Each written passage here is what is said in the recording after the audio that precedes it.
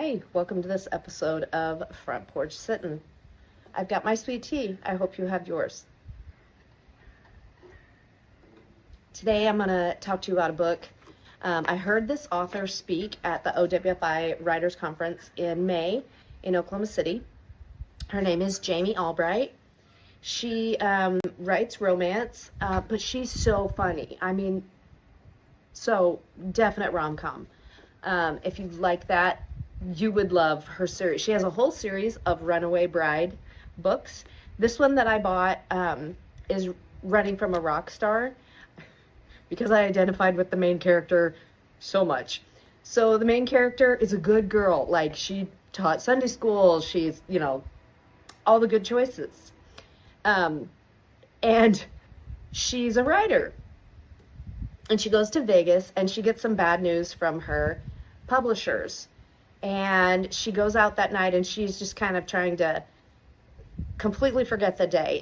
And she does a fantastic job of it because she drinks so much that she wakes up married to a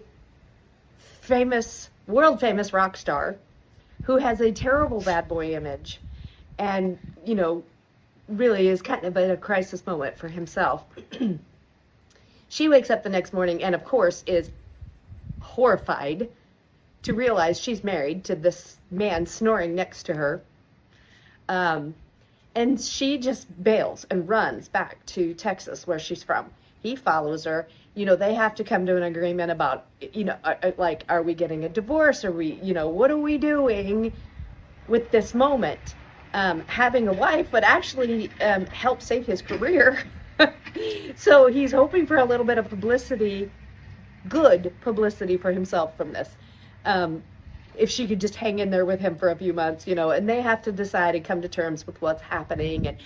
And and another way that I identify with this main character is like, she gets so nervous. And so they're having supper with her family, and around the supper table, something very awkward comes up about the two of them.